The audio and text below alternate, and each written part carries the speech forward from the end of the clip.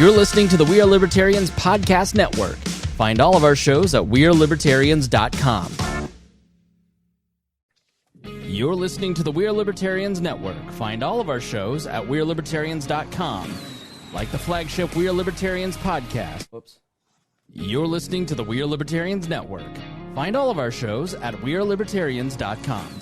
Welcome to We Are Libertarians. This is another episode of The Swamp Explained with Rob Quartel and myself. I'm Chris Spangle, and our goal is to help you sound smarter while talking to your friends, and that includes talking about the government as it exists now. And there is no bigger topic in the libertarian world than what a big swampy mess Washington, D.C. is. And so what we do here is talk through the swamp and how it works and how it operates. And I am joined by Rob Quartel, and he's worked for Republican presidential campaigns, government agencies like the EPA. He's been confirmed by the Senate to the U.S. Federal Maritime Commission. He's been a candidate for Congress and Senate, and he's also spent years working in private technology in that sector, working with startup companies. So Rob always gives us great insight into how things work there in Washington, D.C.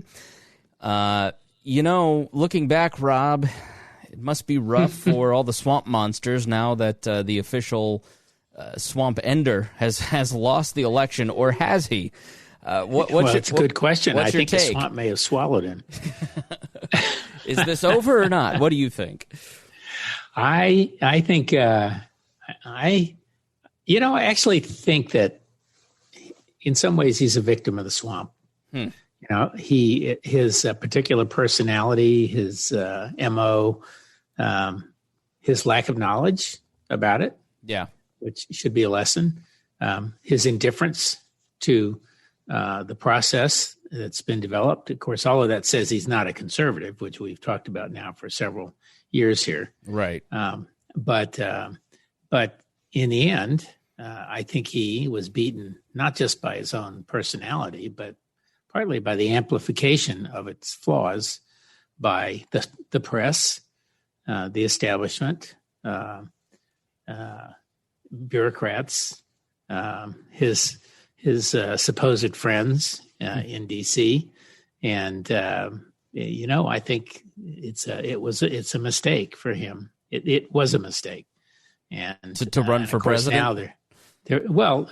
Now I've said it before. I think he could have actually accomplished more, and left less of a sort of a nasty trail in his wake. But that's not the path he chose, and it's not the path he typically has chosen throughout his life. So, you want to find a victim of the swamp? He's a victim of the swamp. I think this is an interesting question, especially for libertarians who are outsiders, who do look at, there's a lot of populism in the libertarian movement, which is defined as anti-elitism. Let's say Joe Jorgensen had won the presidency and walks into the Oval Office on January 21st or January 20th. They're going to face a lot of the same challenges that Trump faced, and he was antagonistic to the press, to the elites, to financial industry, to pretty much everybody, and that's sort of the hallmark of his entire life. If you watch Trump, an American something or other on Netflix, I mean, his whole career has been antagonizing people like Michael Bloomberg, and then Michael Bloomberg goes, well, I've always hated that guy, so let me drop hundreds of millions of dollars to defeat him. Is that the single greatest weakness of Donald Trump, is that he wasn't willing to cooperate or learn or change? He just said, by force and will, I'm going to impose myself because of the power of my position on everyone else. And was that in hindsight his biggest mistake? Yes, in some ways. I cannot help but flash back to the image of him the day he visited Obama 2 days after the election 4 years ago. And Obama congratulated him the next morning after the election, and then Trump arrived the following day at the White House. And you must remember the president on the one side and Trump on the other, with this look on his face like, oh my God, just like I have to deal with this, and what have I wrought? Actually, it reminded me at the time of my granddaughter, who, my daughter actually, not my granddaughter, a long time ago, when she was the firstborn, and then we decided to have a second child, and we found out it was a boy, and we had a live-in nanny who stayed with us 30 years. We used to joke she would start by changing our children's diapers and end by changing mine. But but in any case, she really got into it, and she started asking my daughter, then 2.5, wouldn't you like to have a baby brother? Wouldn't you like to have a baby brother? You'd love to have a baby brother, wouldn't you? And then when she got her to think that was the right thing, she said, why don't you ask mommy and daddy for a baby brother? And so she comes to us and says, can I have a baby brother? And of course, I had to, well, okay, let's do that. and we, some months later, my wife goes to the hospital. My then 3-year-old daughter puts on the fanciest dress she has.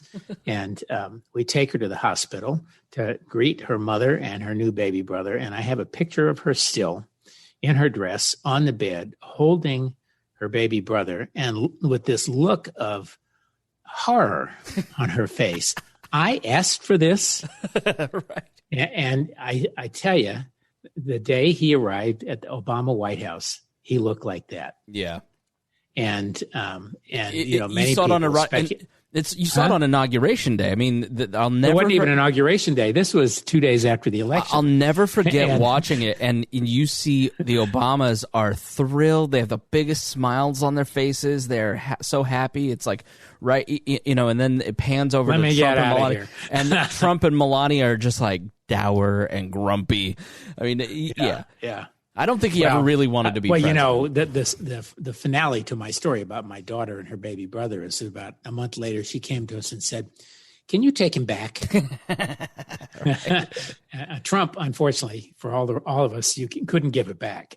That's sort of how I felt watching this campaign, is that he wasn't really trying. It wasn't 2016 Trump who was trying and was funny and likable and he wasn't the angry, dour, awful Trump of the last 4 months. There's almost like anything he knew that he was trying to lose almost. Yeah. People in the White House have said that they think he was trying to lose. And there was speculation early on, because he didn't seem to be enjoying it very much, that he would be, he'd just be a one-termer. Well, he was a one-termer, but that wasn't the plan. So, and of course now it's all about 2024 and all the rest of this BS. And, we know he's not going to be, I honestly don't believe the other candidates in the party, the Rubios and the Ted Cruzes and the others, will actually let him get away with it if he survives that long. Yeah. But he really, I think he mucked it up. And there are numerous things that you and I and others would agree are accomplishments, but they are so flawed in the way they were sold and the failure of support and all that. Of course, there are many things that no matter what he did, the press would have jumped on him. And I agree with him on that. He has every right to feel beaten up by the press, but you have to feed them. They're like sharks. And of course, now the transition is actually going to happen without him. And you and I might want to speculate what it's going to be like, on January 20th. Is he going to be there or not? Well, let's jump back, because I have done a transition, so we may want to talk about that. And I definitely do, but I want to kind of keep on this vein, because I think if you're listening and you're a hardcore libertarian, an anarchist, dare I say, that still listens. Well, they're not to the same thing. But right. Let's say you were elected president. How do you deal with the swamp if you can't be antagonistic and that sinks you? Then how would you handle it? Let's say you get elected president, because this is one of my arguments, is the populist message, the antagonism towards these folks isn't necessarily helpful, because wouldn't it be better to have a dialogue and open conversation with them? I mean, how would you handle the swamp? Oh, absolutely. No, absolutely. So on both sides. So, and I don't know how much people know about the history of the transition, but there used to be a gap. The Electoral College met December, and then the president was sworn in up in March, and then I think it was in probably the 20th Amendment, the Constitution, 1933, moved the beginning and the end from March to January 20, and that closed up the period, and then sometime in the 60s they passed the Presidential Transition Act, and it gives you resources, So Trump is going to need he is going to want, in any case, the cooperation of the bureaucrats in the swamp when he builds his library, which he's going to want to build, and he can even pay for it with his own money, but he's still going to have to deal with the swamp in terms of his papers. Presidents used to own their papers from their administration. Of course, now there are so many. They generate as much in a day as all of George Washington's 8 years. And his were lost, in a fire, a lot of those papers and several others. I'm talking about as president. Like if you were elected president, I mean, how do you not? You need it. You want it. How do you not make the same mistake? But also, if you get elected on this populist message of I'm against the swamp and against the elites, like are you? The big mistake there, and he did go in. He had a great transition. The Obama people, notwithstanding what he said, the other day about how it was terrible, horrible transition. The reality is he turned around at his inaugural speech and thanked Obama for a fabulous transition. Now, transitions between opposing camps are always a little awkward anyway. They said that some of the Clinton people, left computer messages and stuff for George W. Bush. Stole the keys. Some of the W. Bush people did for Obama, and probably some of the Obama people did for Trump. But by and large, these are very cooperative efforts. And if you're incoming, and if you were he got everything he needed. What he did not have, first of all, he didn't expect to win. So everybody has a transition planning effort. When I was in the president, in the Bush campaign, the people, there was a whole separate group of people planning about the what if he wins, what are some of the key things we want to be ready on day 1 and day 2 and day 3 and day 4. And under the Transition Act, there's a commission set up that spends between every administration pulling all the papers together and the organizational structure of the government and all the briefing books, just sort of outside of all this process, and they convene the two camps that if you win, this is what's going to happen for you. And then, you have the official process with GSA, which we can talk about too. But the reality is he had a good transition. What he failed was to transition from being a candidate to being a president effectively. And you and I have talked about this numerous times, that the first thing a president has to do is take over the government. And the way you take over the government is you send in your army of political appointees. Now, he did send in a lot of people in the transition, and he sent people in to monitor the people he sent in. Mm-hmm. I had friends all during that period talking about that, and who were sent into the agency to be the sort of the policy guy, the lead, and then they'd send in some young hack to report on him or her. There was some guy that was like literally carried his bags and was super loyal to him, and then he got appointed to head of the office that does all the personal affairs, basically all the personnel. All the personnel, well, and this guy basically just appointed a bunch of probably less. It's probably less shocking than you might think, but I'm sure it happens. But George Bush appointed Chase Untermeyer, and he was.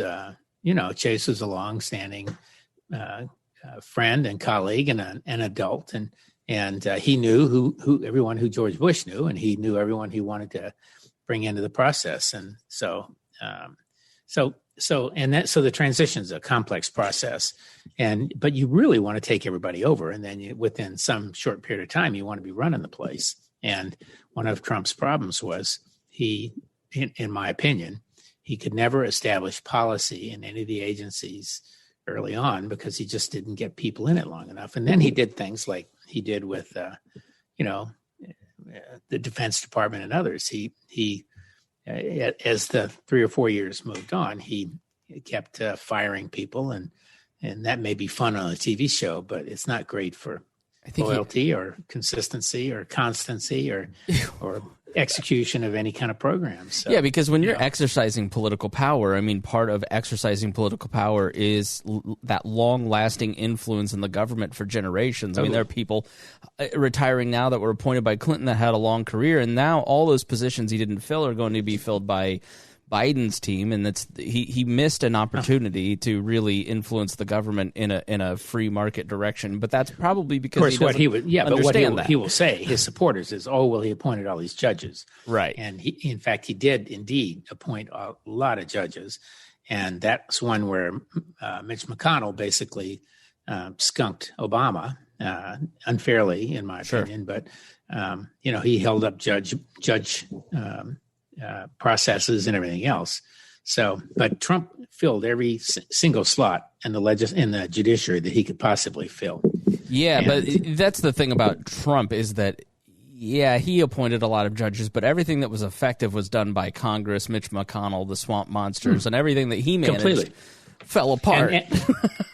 And these judges, he has no idea who any of them are. Right. And of course, they're all going to be very conservative, very Republican. Oh, by the way, largely swamp. Right. Right. So they're, I would hazard a guess that probably 90% coming out of the society are going to be very traditional in their judicial mindset. But he wanted that. He didn't want kind of so-called activists and all the rest. So if you're Mitch McConnell, you pat yourself on the back because you got Trump to appoint all these judges that followed your own path. And since Trump has no path and had no ideology or any of that stuff, he didn't put a personal imprint, but he did put an administration imprint on the judiciary. So, and that will be long lasting. And the judges, he's appointed will be there another 30 years. What would you say were like the top 3 things from a candidate perspective that he did that really sealed his fate? Is it just the fact that he didn't manage the bureaucracy in the way that like a Clinton, Clinton managed it through all of his crises and ended with a great approval rating, probably would have won a third term despite being impeached, and it's because he was able to kind of manage the message and the bureaucracy. I would say that I'm not sure that anything he did as president led to his losing. I'll be honest. I think it's all personality driven and polling in on his side. He kept saying his gut was he was going to do better in these places than the polls are showing, and his gut was right. Mm-hmm. And they probably could have thrown some more money into a few other places and probably narrowed the gap. But I'd say that the positive things he did have not particularly helped him, other than the stimulus at the end. And you can't, notwithstanding what everybody says, you really can't blame the whole Corona crisis on him. You can blame some of the screw ups at the beginning on him, but you can also blame it on Obama and George W. Bush and other people who came before who didn't refill the reserves after the SARS and all the other things. And but those are not, it's not finger pointing, but he failed to lead the public in a direction that would have gotten the public to act in a way that was responsible. And that was very deliberate on his part. And if you listen to the taped interviews, that Woodward did with him, where he actually knows it's much more serious than he's saying all these things, he knew, but it's the way he is. And so the one thing he could have done better to get himself reelected is leading the public on masks and COVID. But I'll tell you what, from a purely from an accomplishment standpoint, this vaccine is happening. 2 vaccines, maybe 4 vaccines, and they're happening faster than the news for months has been pounding us. And they are being done in a safe way. And, oh, by the way, thank you, Swamp, because no matter what he did, couldn't accelerate it beyond what money would buy, although the processes have been truncated and accelerated, and that's fine. But no one's going to do anything unsafe at the FDA and CDC or any of these other places handling it. So his impatience to get it out was a good thing in a sense. The press's denial of that as logical was harmful to him. Now they're thanking Fauci and these guys for the vaccine, but right. It was Trump him hadn't said, I want the vaccine by so-and-so, it wouldn't have happened. He wanted it by election day. Right? Yeah. And that's all everybody was like, oh, now they're announcing the vaccines the week after the election. Yeah. Convenient timing. And I'm going, I didn't follow the vaccine news very closely, but pretty much every press conference Trump was talking about how it was going to be available by election day. I mean, it was a constant drumbeat. And so is it ready and out and available? Because I remember in April, like, it was going to take 4 years to do a vaccine, and it was going to be a long process, and now it's here in 9 months, and I'm like, ugh. Is that because they just poured so much federal dollars into these companies? And so they did a couple things. In some cases, they actually they poured money into the research itself and the processes in these companies. And in other cases where the companies would not accept the money, they gave them contracts. So like Pfizer wouldn't, quote, accept the money, but Pfizer got, $2.5 billion or something to produce, tens of millions of doses, and they're already produced. So what they've done is they've, rather than a linear process and, do this, then do that, then do this, then do that, wait till you finished each process. They broke it into a bunch of pieces. They felt high degrees of certainty about the science behind the new vaccines, and they began production of the vaccine months ago. Before approval, basically. Pfizer and all of these guys. And that was because the government gave the money or made a contract with them to pay for this up front. And in reality, they have done the same thing on the COVID testing. I went down and got my test today because I wanted to get it it's being filmed the Sunday before or done the Sunday before Thanksgiving. I've got some guests coming in and everybody's having to take a test. Totally free, drive in, totally free, easy process. Took a long time to ramp up, but all these things do take a long time to ramp up. Basically, science around the vaccine is phenomenal. So they produced it before the FDA approval. They start producing it. They've tested it. They've done, they do a series of trials with smaller groups, and then they go into a full blown trial of 30,000 people or something. And, one of them had to adjust because they didn't have enough minorities in it, which is really important. And because sometimes, race and gender and all these things can have an effect on the efficacy of vaccines and other medicines, as we all know. But the manufacturing process started months ago, and it's being finished. And so, they've been cranking these things out, and they use new gene technologies. They've used traditional processes. Traditional processes take forever. But here's the kind of thing I was thinking about it this morning when I heard it. That is the bureaucracy versus everyone else in the urgency. So, Alcazar,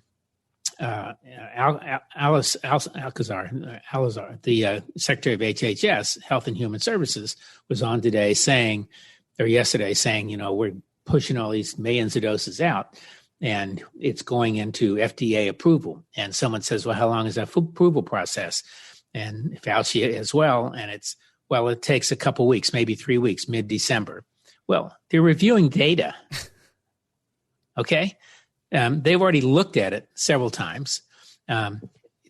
This is the kind of thing that if they weren't bureaucrats, they would say, why are we taking 3 weeks? They used to take 3 months or 3 years, who knows? But 3 weeks, they could throw people on this and get it done in 3 days. My brain is kind of going, well, doesn't this belie the fact that we don't need these people at all? You need them. You need them because you want somebody to take. You want a fall guy if it goes bad. Okay, and that's what they're all afraid of. Yeah. But I will say the bureaucracy here did their job. They got yanked around and they got beaten up. which is the way it is. And if you've ever managed anything as big as this process, which most of us haven't, it just takes time, and you can't anticipate every twist and turn. So I'll tell you, of the things that he did right, ultimately, that the government did right under his watch, it's that they accelerated the vaccine and they finally got the testing out. And everybody can complain about it, and they will keep complaining about it until he's gone. And Biden will point the finger at him and blame him for it if it goes wrong, right? But I think that is an accomplishment in the end, and who knows whether he'll get any credit for that. And I do think the economy in general, over the first 3 years of the administration, would have gotten him reelected. I do had too. There been no COVID. Yeah, I think his. If I were to answer my own earlier question, I think January Trump is sailing to a victory. Yep. And we did talk about that. Then you get to the failure of testing. You get his stunt at the church. You get the first debate. You get the threatening to undermine the elections. He just reinforced over 2020 all the things that people didn't like about him instead of talking about the things that he did right and that he did well. And he tried to sneak some of that in with the economy, or he tried to sneak in that he was non-interventionist in foreign policy, and then he'd immediately blow it by just proving the left right about who this guy is all along. And that's the thing about Trump, is it's always 2 steps forward, 1 step back. And it's just, if I were a Republican, I'd be so furious all the time, but because for every win, there was always another loss or two to kind of erase that stuff. It wasn't just about the words; it was just that he was so unfocused. Remember, he also was leading them, and they wouldn't follow on a number of issues like the need for another stimulus bill. Right. Trump was saying 2.1. Let's make it 2.6 trillion dollars, right? And it's because he's not a fiscal genius. I mean, but he was correct. And then now we got Steve Mnuchin out there shutting down some of the dollars that haven't been spent, and anybody with a jot of sense knows the economy is going to crater on December 31st unless they can deal with the continued unemployment at a lower level, lower cost, and additional dollars into the economy. And, interest rates are zero. They should just do it now. So I keep seeing this, and let me ask you. Exit later. Yeah, I haven't followed this, but the stock market looks like it's a little above where it was in February. What happens on December 31st? What is this funding that everybody is panicking on? It's something run out at the end of the year? Yes. So the Fed has the authority to extend very, very low interest loans, and to people with higher risk profiles. They were talking about additional stimulus checks of $1,200 per person. They were trying to. Right now, unemployment is set at $600. They were going to drop to $300 because there was a lot of evidence that for many people, it was better to be unemployed and get your $600 a week check than go work. Yeah. So there was a fix there. There was aid that a number of these counties and cities and states are virtually bankrupt because they've picked up a lot of the expense of COVID that's not been picked up by the feds, although, of course, they've also gotten a lot of extra money. I mean, here down in Virginia, we've gotten an extra $2 billion, and that's been distributed down to the counties. And, here I am in this little county of 8,000 people, and we got almost $2 million. So a lot of that we're going to try to push into broadband, which they really need. By the way, and I do think broadband is one of the, if there's a good thing coming out of COVID, it's the new vaccine processes, and it's more broadband, and people finally breaking some of the habits around education and business and all of these kinds of things. And that's probably another whole story. But so Mnuchin's basically he was trying to get the stimulus bill that cratered because of McConnell, basically, but he's now trying to cut back the money. And, the adult in the room in the last several major economic crises, the last 20 years, had been the Fed.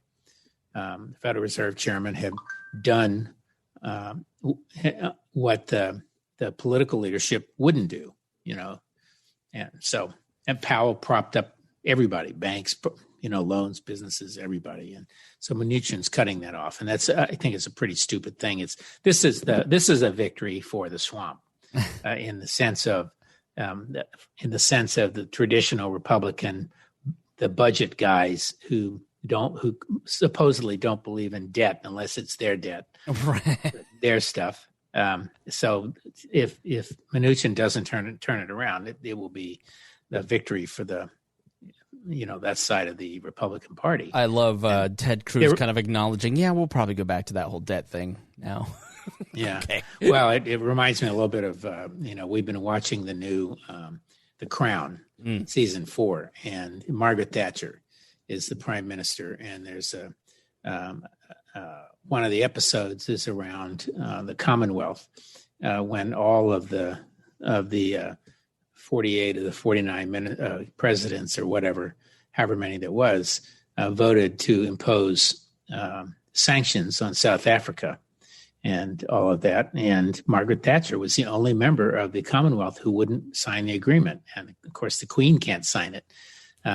But she was, in this telling of it, very embarrassed and angry because she felt that Margaret had no heart. And Margaret Thatcher, in this telling, which is pretty consistent with what we know from the biographies and autobiography and everything else, she was a daughter of a grocer. He taught her personal self-reliance.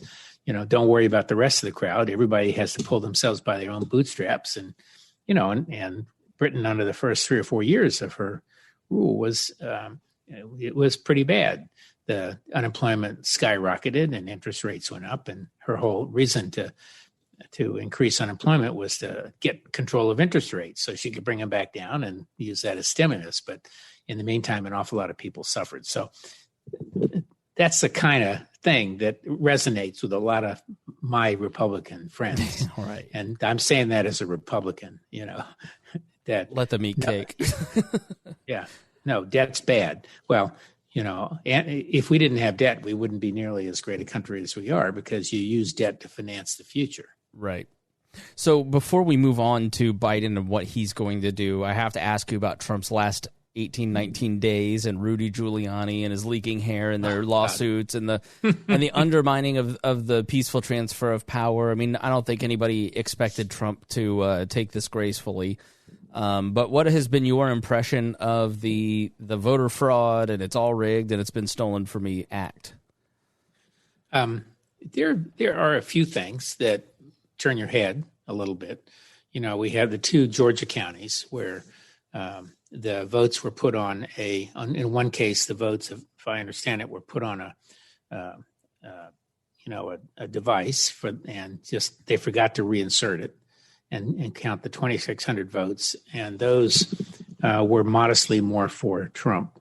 And that narrowed the gap. And then there was another one where they double counted, if I understand it, when they stuck the device into the computer to count it. So, but that only made about an 800 vote difference, as I understand it. And now it's all been hand recounted. So that's the equivalent of an audit. And they had almost nothing after that, other than those 2 things. As historically, you get very little out of recounts, although sometimes you do. And Michigan, I think anybody with a jot of sense has to be horrified by the jawboning of these electors. And the way that works is at the county level, you have two Republicans and 2 Democrats, and in this case, it was 2 black Democrats and 2 white Republicans, and they have to certify what comes out of the precincts, and they do it evenly so that one side can't steamroller the other. But in this case, obviously, early in the process, someone got to the 2 Republicans and they wouldn't certify. And then they had a steady stream of people coming into the meeting protesting and poll workers and on both sides. And so they ended up doing it. And then, she gets a call from Trump and then she says, well, I would like to take my vote back. Well, it's too late. And so on. So it's been certified now. So, and then of course he just makes himself look bad, and you have to, and frankly, he doesn't care because, what the polling data shows is that 70% of Republicans believe that there has been fraud or some other kind of shenanigan in the vote. Yeah. And that he would so undermine the process is really amazing. And people, and part of this is because people just don't understand how vote is counted. And every state has its own rules. That's the way it is in the Constitution. Each state runs their own electors. There's no federal process. And that's deliberate. That is because we are a union of states. And so he really is trying to throw some Hail Marys, but he doesn't have a very smart quarterback on this one, I'm afraid. Yeah, he's using people's ignorance against themselves, and it really frustrates me. And to stick up for my Republican friends, I'm starting to see the more, I'm not going to say establishment types, because like friends like my friend Mike or Mark or some of these, they don't believe the election was overturned and stolen, and they don't believe in some of the Dominion stuff. They do think, all right, maybe there's some fishy stuff, kind of like you mentioned. But like that 70% number when it first came out, I was like, oh, wow. But I think we're at a point now after a week and a half where Discovery hasn't turned anything up, and he's lost 30 lawsuits and only won one. And like, I think it finally got to a point where everybody goes, all right, there's nothing here, and this guy's just being selfish and un-American, I don't think frankly. It's going to change anybody's mind. No. So, I think 70% of the Republicans are going to still believe it. Of the so-called Republicans these days. And of course, Republicans are now only about 35% of the electorate. Yeah. And Democrats are about 38, and the rest are supposed independents. So, I was on this, I had told you, I go to this group I called the Committee of the Concerned, which is put on by the Niskanen Center. And it's a lot of really smart people in politics, a lot of hand wringing, and a lot of the never Trumpers, and you hear some interesting stuff, and and I wouldn't reveal any of the detail of it, but a lot of them worked against Trump and Republicans, and they were, some of them were working with Trump before this, before in the first election. And there was a lot of rejoicing there, but also hand-wringing about, okay, now what's going to happen to the Republican Party now? Who's going to lead it? And I don't think there's a Republican Party left. It's a bunch of real Republicans who are conservatives. I sort of threw out that, why don't we have a third party? And I was laughed out of the room virtually by some of these people. Yeah, because you're the crazy one. Yeah, right. Do you think no one would do a third party? What a crazy concept! I want to start one called Real Republicans. Yeah, like okay, and we're Burkean conservatives. I have been having a ball the last month with these Tea Party Republicans and the establishment Republicans who just change it from the inside. It's all conspiracy theorists and 9/11 truthers in the Libertarian Party, and I'm like, ha ha. But do you think that he gets drug out of the White House? Does he vacate the property? Does he show up to the inauguration? Like, what do you think that flashpoint looks like? I think he'll go to New York with a family about a week before. Right. And Melania will move everything out. Yeah. And then 50-50 as to whether he shows up. Of course, 50-50 as to what kind of inauguration it's going to be. We're still going to be in the middle of this. And I have just been trying like crazy to figure out what it's going to look like.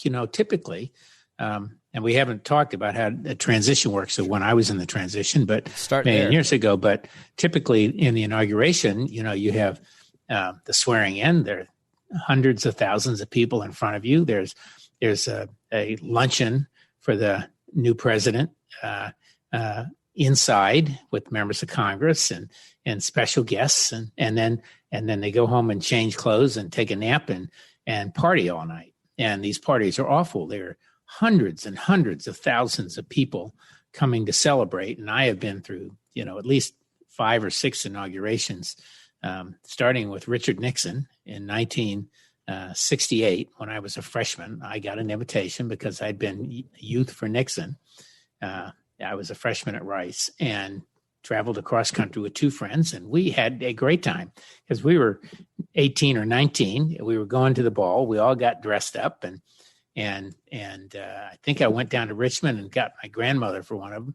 I took her with me, but we had a great time. And then you get to the real ones years later, and now these balls are 20, 30,000 people in a room, and you just you can't move, you can't dance, you can barely drink because everything costs you money.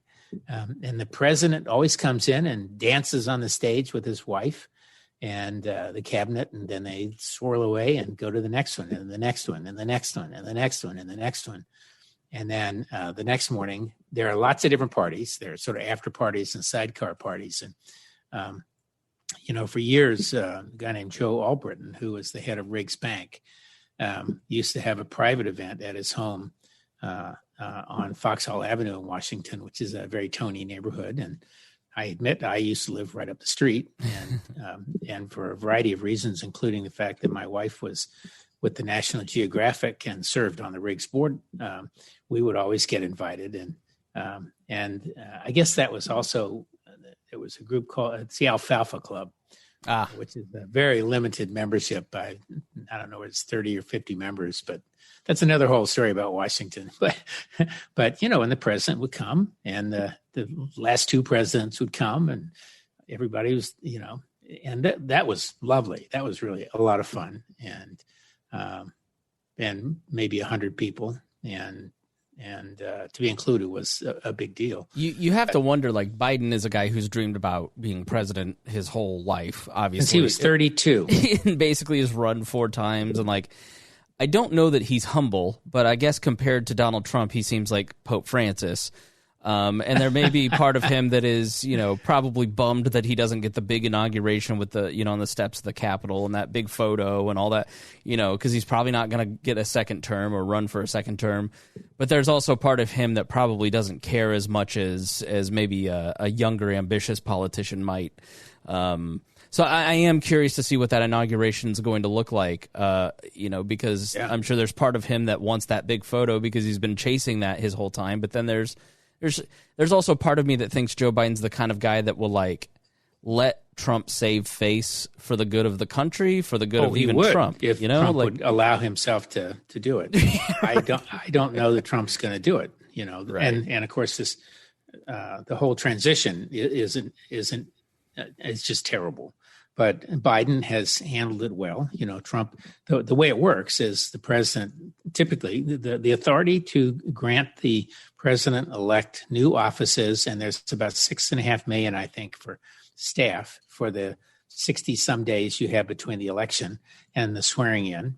And you know what? If he doesn't get it from transition, he's going to get it from private donors, which is what he's doing right now. Mm-hmm. And maybe they'll be paid back and maybe they won't. But, this transition director does have to follow some signals. And, I know that she consulted the transition, the head of the GSA, when George W. Bush and Al Gore were locked in. They did not begin the transition for, I can't remember if it was 17 days or 35 days. It was 36 days. 36 days. Yep. So it took some time. But, these guys are planning. And separate to all this, there is there's a presidential commission with staff that's funded to think through all these issues and not to tell people what to do, but to give them lists of jobs that can be filled in kind of an order and resources and all of that. And that's been going on for a long time. So Biden has had that dump, just like Trump got that dump. And I thought it was interesting the other day, Biden correctly said, I don't need the briefings.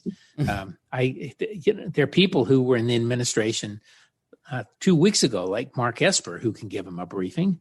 And it's just, there's a symbolism of it more than the reality of it. Yeah, and he seems to be hiring a lot of Obama people too. Like it's not like well, they've only been out of the job 3.5 years, and believe me, not much changes in Washington in 3.5 years. It's basically all been in carbonite because Trump has never ended his campaign. I mean, so one of the things that I'm concerned about and we can talk about foreign policy next, and this tees that up, is that in the 9/11 Commission report, one of the citations for why 9/11 happened was that 36-day gap in the transition, and they missed key intel during that period that led to something. I forget what the specific thing was, but it was a key piece of why 9/11 happened was the failed transition. And you've got people coming in now that are going to be 2, 3, 4 months behind. And, if there's something that happens, God forbid, Joe Biden is not necessarily, when it comes to making decisions on foreign policy and his track record of votes, not really has made the best of decisions. So I'm hoping that and it's also fascinating. I've never been fond of his foreign policy. So yeah. But we've talked about this before. I do think he's had a table set up for him with a lot of interesting ingredients that will allow him a lot of interesting flexibility. So on China, everybody supports bashing China. Now he's got all of these tariffs. Is he going to relax some? I don't know, but the fact that they're there means he can only make it better for the Chinese, and for that he should get something. There's great bargaining chips now. Yeah, absolutely. So there is going to be that situation. It's true on just about everything. He can go back to the climate talks if he wants, and everybody will say, "Thank God you're here." But he ought to get something for that too. The reality is the climate talks and the outcomes were all imbalanced. You have these countries like China and India and others who are just spewing it out, and they need to get control of it. They put out a lot more than we do, and so Trump had a little reason there, but there are lots of things you can do to get other people's cooperation, which that's really what we've been talking about this whole time. He prefers to operate alone. Yeah, I mean, we're first. There'd be great negotiations with the Iran deal, with TPP, with the Paris Accords, totally. All that stuff. But the people that cut all those deals are the people that are probably going to be Secretary of State and the UN ambassador. So it's not necessarily that. I mean, they thought they were good deals to begin with. So who knows? You could be right, but they also could. Well, the Trans-Pacific Agreement is going to be interesting because the Chinese have just pulled together a major equivalent to that. Yeah. That includes Japan and Australia, which were our two major trading partners for that part of the world, and Vietnam and all the others. So I think that one's going to be more difficult. That won't rectify itself soon, but I think some of the other things will. Yeah. And then of course, back to the Mnuchin thing. Basically, a lot of people think he's deliberately trying to tie Biden's hands with this, give him less flexibility. And of course, they made the point that George W. Bush and George H.W. Bush before him and others have done all they can to give presidents some flexibility. I mean, W. didn't finish the auto bailout basically because he wanted Obama to be able to decide if that was what he wanted to do. So, that is and this is where Biden will not lose from not having a transition yet is, when you do a transition, you send a team of people in, they interview all of the major people, they put together briefing books of what's going on and what the major expenditures are and all that. And, that's stuff that people who haven't been in the agency can tell you about. So he'll be okay on that. What he won't be so okay on is things like secret deals. So, we know there are purported to be secret codicils to this Afghan deal. And of course, Trump is pulling the rug out from under any leeway we have to negotiate there in order to fulfill his promise, which everybody agrees with. Most people would like to be out of Afghanistan and everywhere else, but responsible people know you can't exactly, cut and run. You've got to actually, you want a negotiated outcome of some sort. And so he's not going to know that because that whatever that is not commonly known. And it's the kind of thing that Mike Pompeo would know. And of course, I'm sure Pompeo will tell these guys. And I have to believe that this woman who I think is, the GSA administrator is kind of between a rock and a hard place. I suspect once Pennsylvania certifies and the Florida certified, Georgia certified, I don't know, the Arizona is certified yet. But once that handful of 7 states have certified, she'll say he is presumptive president-elect, and I'm guessing that's in the next 10 to 12 days. I would bet they wait until December 18th or when the electoral college, when the electors are decided. I mean, I bet they drag this out as long as possible. They might well, but I think she will. I think she's likely. There's a high probability. I think she'll do it once these handful of states have certified that their electors have been selected by virtue of the vote. Do you think any of these spineless Republicans will actually start putting pressure on her to do it? Any of these what? Spineless Republican weakling. No. Well, they're cowardly. sort of sneaking out there bit by bit. The interesting thing coming, of course, is the Georgia race. Two Senate races, and normally Republicans win runoffs in Georgia. They have historically, but the Democrats have done massive registration campaigns, and I suspect they're running the money right now to do that.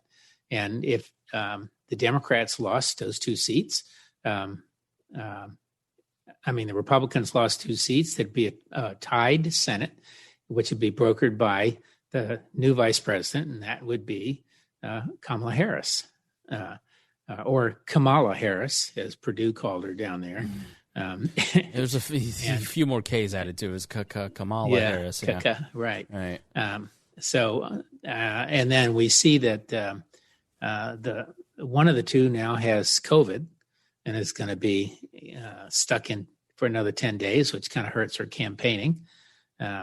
So it's going to be interesting. And that happens January 6th, I think, right? As a Republican, you must just sit back and go, all right, when did we become the Three Stooges? I do. I think that's a great analogy. It's an insanity. But I can't say that I'm happy with any of the leadership of the last 8 or 10 years in the party. I think McConnell, for some people, he's done a fabulous job. The judges thing, of course, is very meaningful to people on the the anti-abortion crowd and some others, gun control, the gun crowd and all that. And, they are a part of the Republican heritage, but the modern heritage, but they are not all Republicans. And I think good conservative Republicans would like to see good, stable government and institutions at work. And they'd like to see us work with our friends and treat people reasonably fairly. That's conservative. But the problem I don't see it. I know, but the problem is your primary voters, your base. I mean, they are the problem. If you think about Senate majorities, you think about Christine O'Donnell, Todd Aiken, you think about Richard Murdoch here in Indiana, you think about Sarah Palin, you think about all the different choices that have been made. There would have been massive majorities for Republicans. And if Donald Trump, the undervote for Trump, he had 354,000 less votes in the Senate races where there were Senate or gubernatorial candidates. Right. That's right. And those are Republicans who split their ticket and left. The gut of the base voter in the GOP is totally wrong and leading that party in the wrong direction. And there's nobody that can really seem to, I'm sure Ben Sass. Somehow Ben Sass is a controversial figure to the left and the right. That's the stuff that just blows my mind. I like Ben Sass, and I know him slightly. I briefed him and the Council on Foreign Relations and stuff, and with several other people. But I do think he is too timid on important things. There are things he will take a stand on, but at least he gets out there, and I will give him that. But I think he doesn't project an image of strength about doing it. Romney, I think, is taking the position of an elder statesman. I wouldn't be surprised to see Romney run again, frankly, 2024. So I was thinking that today too. Yeah, he seems to be vocal in the right spots. But again, I just don't know that he could deal with the Trumpsters. And of course, the speculation is that if Trump doesn't run, Don Jr. is going to run, or Ivanka. I thought the analysis from the niece who said that Donald Trump will never put himself in a position to lose again. And so he will not run. Well, that could be true. Yeah. I think that's probably right. So and I also think he's going to be in a position where he has to rebuild his business, and of course he's got Cy Vance Jr. in New York chasing his tax returns, and he's got potential federal suits. Now, if I were giving Joe Biden advice, I would say shut off all the federal laws, the suits, stop talking about him, let him try to figure out his business, instruct Cy Vance to leave him alone, and you go do your administration. Now, Trump, I think he's going to spend the first 2 years trying to rebuild the business, and I think he's probably going to go try to buy a TV network and become a media figure with Steve Bannon, But I think, and then you have to worry about that. But why buy a TV network when you can just license your name to it? Which is, would it Trump be network? Would it be obstruction of justice for Biden to get involved in the Trump lawsuits and all that stuff? No, I mean, okay. No, I think the president can always has new priorities. Every new president has new priorities, Right? And whether it's a direct order or whatever, there are plenty of ways to just get past that stuff, or to offer a deal, And of course, what I'm sure you've read that supposedly the deal that will happen is Biden is going to offer Trump a deal to shut all these suits off for his going quietly into the night, and that Trump wants that, and I just can't see it. It cost Ford a lot to let Nixon go. It cost him his. I mean, he's the only president that's president without being elected, I believe. Yeah, that's right. And it's really that pardoning. I mean, you know this better than I, but in a lot of ways, it seems like that would be the better option for the country to move on, is just to let this guy go. Like, let's move on. And Biden is that type. If it were Harris or Cory Booker or somebody who were younger, they may want to use that as him as a scapegoat. But I could see Biden going, for the good of the country, I'm just going to let this go and let's move on. But I will say, Biden is a lifelong politician. When he does that, he's making a calculus, right? And he may calculate that it's good for the country, but first and foremost, he's going to try to figure out what's good for Joe Biden. And that's what Ford did too. He's like, I don't want us talking about Nixon. I want to be in the headlines, not him. Right. And that's, as we know, I was in the Presidential Clemency Board. It was what he tried to do to mitigate some of that for the Vietnam vets. Anyway, I want to ask. It's going to be interesting. You voted for that CIA. I've never forgiven you for voting for that CIA kid in the last election. Evan McMullen. Yes. Who did you vote for this time, if you'd like to say? I voted for your favorite libertarian, Jo Jorgensen. All right. Jorgensen, yeah. Excellent. Yeah. In fact, a lot of my friends did. Really? Yeah, totally. My Never Trump friends did. A lot of mine did. Most probably voted for Biden. But I made the calculation. I'm here in Virginia. It's going to go for Biden. My vote isn't going to sway it one way or the other. If I thought my vote would really sway it, I might have held my nose and voted for the first Democrat ever to get rid of Trump. But I didn't have to. Good. Well, that's I whipped out. Good to hear. But your candidate didn't do so well. Nah, we have an upcoming episode on all the reasons why. And nor did the Greens candidate. And the Greens were at 3.5% last time, if I remember. It's hard. It's, people are not willing to, quote unquote, throw their vote away in an existential threat election like we just had, where the media is so hell-bent on getting rid of this guy that they're never going to give Jorgensen any time. They're never going to have Hawkins on. Oh, I never saw Jorgensen on the tube. Yeah, ever. No. I mean, and I watch every night, hours, and in the morning, hours. She did not have the gravitas of even Gary Johnson, so that Gary didn't help. Johnson had been in the government. Yeah, but the media was not taking any chances on getting Trump out of office, in my opinion. And remember, in the last election in 2016, no one believed Trump could win. Right, exactly. So that's why you could vote for the Libertarian or the Green or the whatever. It's safe. McMullen, whatever. All right, final wrap up. I know that you probably have not been traveling too much, but we always end with dining in D.C. or events that if you're ever allowed to travel to the nation's capital, maybe you get the vaccine and your microchip clears and you're allowed into the city. Where should people eat? I don't know when I'm going to get back to D.C. next, but I did have a really lovely recent. I'm kind of on the East Coast, about an hour and a half from Newport News, Hampton Roads, that area where the fleet, the aircraft carrier sits, and lots of defense industry down there. And Virginia Beach has 2 or 3 really good restaurants. And we have some longtime friends down there from Washington, and they invited us to a restaurant called Terrapin, which once a year does a truffle dinner, and they fly their truffles in from France. And even in COVID, we got truffles flown in from France. So we had ceviche with truffle and fish. You know how that is, fish and a sauce like lime or something. Then we had duck with truffle, which was fabulous. And can't remember what the vegetable was, but the dessert was a truffle ice cream between 2 chocolate cookies. And let me just tell you, you may think that mushroom ice cream sounds awful, right? But truffle ice cream was fabulous. So yeah, that's my story, and I'm sticking to it. And anyway, that was. What was they this do it place once called? A year. If you see it, you should go to it. What was it called again?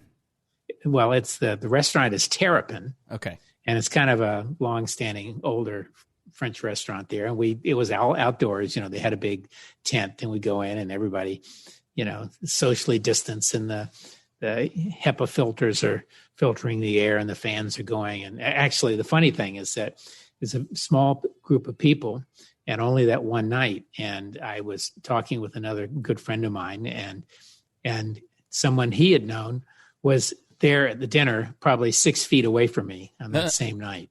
So, small world. Yeah. All right. Well, Rob, it's always a pleasure to talk to you. It's great to catch up, and who knows what we'll talk about next time? Maybe the second term of Donald Trump after it's all been overturned, after Rudy Giuliani manages to succeed. Still can't. What a bunch of bozos. I mean, the hair dye, the 4 seasons, it's just hilarious. I would say to people, though, my closing remark to you and everyone else is, look, Biden is a seasoned hand. The people around him are seasoned. Most of the people under Trump in the agencies who are responsible are reasonably seasoned. And if they're not in the public eye, the reality is I think they're probably already reaching out to the Biden team and doing what they should be doing, even if they don't want the boss to know. That's an interesting thought that I hadn't considered, that the swamp monster has a phone too. Well, the swamp has a phone. Yep. All right. Well, thanks for listening to We Are Libertarians, Rob. Great to see you. Have a great Thanksgiving. Hey, happy Thanksgiving to you as well. And to our listeners, we thank you so much, and we'll talk to you again next week.